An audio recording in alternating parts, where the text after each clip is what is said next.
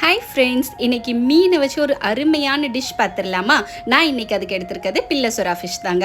இதை நம்ம எப்படி ஃப்ரை பண்ணுறதுக்கு நம்ம மசாலா போட்டு ஊற வைப்போமோ அந்த மாதிரி இதுக்கு சில்லித்தூள், மஞ்சள், உப்பு இதை மட்டும் போட்டு ஒரு அரை மணி நேரம் போல் நல்லா ஊற வச்சிடலாம்.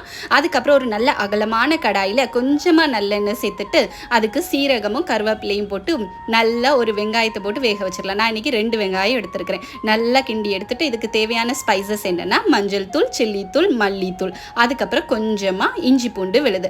இது எல்லாமே இந்த வெங்காயம் தக்காளிக்கு ஏற்ற மாதிரி தான் சேர்க்கணும். ஏன்னா சில்லித்தூள் நம்ம ஆல்ரெடி ஃபிஷ்ஷில் சேர்த்துருக்கோம். அதுக்கப்புறம் ஒரு தக்காளியை போட்டு நல்லா கிண்டி எடுத்துட்டு நம்ம இந்த நேரத்தில் ஃபிஷ்ஷை போட்டுடலாம். ஃபிஷ்ஷை போட்ட உடனே ரொம்ப போட்டு கிண்டாமல் ஃபஸ்ட்டு கொஞ்சமாக கிண்டி மட்டும் எடுத்துகிட்டு ஒரு மூடி போட்டு ஒரு 15 நிமிஷம் நல்லா வேக விட்டுடலாம்.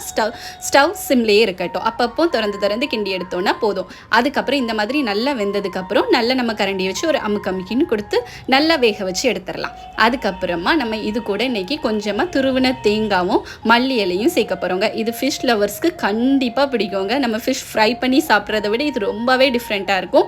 கண்டிப்பாக ட்ரை பண்ணி பாருங்கள். ஓகேங்களா? அதுக்கப்புறம் இதோட பெஸ்ட் காம்பினேஷன் என்னென்னா ரசம், சோறு, மீன் கூட்டு செம்மையாக இருக்குங்க. கண்டிப்பாக ட்ரை பண்ணி பாருங்கள். மிச்சம் இருக்கிற முள்ளை நம்ம வேஸ்ட் பண்ணாமல் நம்ம ஃப்ரெண்ட்ஸ்க்கு போட்டுடலாம், காக்காக்கு போட்டுடலாம். அவங்க எல்லோரும் ஒன்று சேர்ந்து கூடி தாங்க சாப்பிட்டு என்ஜாய் பண்ணுறாங்க. அதுக்கு தண்ணியும் நைட்டு சாப்பாடும் வச்சாச்சு.